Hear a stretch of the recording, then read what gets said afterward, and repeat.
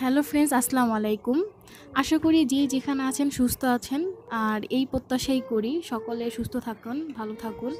তো আজ আমি আপনাদের জন্য একটি রেসিপি নিয়ে এসেছি, ফ্রাইড রাইস। এটি আমার বাচ্চার জন্য আমি তৈরি করেছি। তো যেহেতু এখন ঘরবন্দি জীবন, সবাই বোর হয়ে যাচ্ছে, বাচ্চারাও তো আরও বেশি। তো সেজন্য আমি চেষ্টা করি আমার বাচ্চাকে একটু ঘরবন্দি জীবনটা যাতে বোর ফিল না হয়, সেজন্য নতুন নতুন কিছু বানিয়ে খাওয়ানোর জন্য আপনারাও এটা করতে পারেন। তো এখানে আমি একটি ফ্রাই প্যানে 2 টেবিল চামচ পরিমাণ ঘি দিয়ে দিয়েছি। ঘিটা গরম হয়ে গেলে এর মধ্যে আমি পেঁয়াজ কুচি, কাঁচামরিচ কুচি, তারপর টমেটো কুচি আর ঢেঁড়স কিউব করে দিয়েছি, আর তেজপাতা, গরম মশলা। আসলে ঘরে যা আছে আমি সেগুলোই দিয়েছি, আমার কাছে যা ছিল আর কি। তো আপনারা যা সবজি টুবজি থাকে সেগুলো দিয়েই তৈরি করতে পারেন, সমস্যা নাই। এখন এগুলো একটু হালকা ভেজে নেব।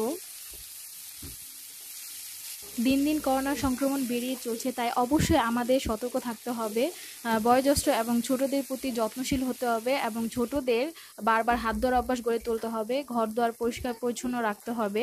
বাইরে যাওয়ার ক্ষেত্রে সতর্কতা অবলম্বন করতে হবে, এবং অযথা চোখ, নাক, মুখে যাতে হাত না লাগে সেদিকে খেয়াল রাখতে হবে।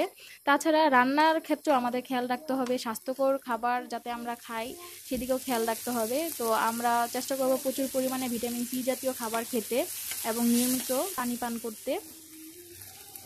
তো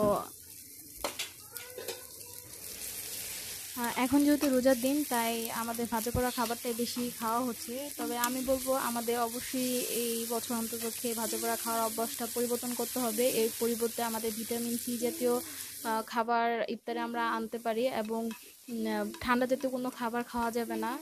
গরম পানি খাওয়ার অভ্যাস করতে হবে। যারা অসুস্থ আছে, জ্বর, সর্দি, কাশি আছে, তারা অবশ্যই ঘরে থেকে ডাক্তারের পরামর্শ নিয়ে চিকিৎসা করতে হবে, এবং অবশ্যই তারা যাতে বাইরে না যায় সেদিকেও তাদের খেয়াল রাখতে হবে। আমাদের সতর্কতাই পারে আমাদেরকে এই মহামারী থেকে রক্ষা করতে, তাই অবশ্যই সকলকে সতর্ক হতে হবে।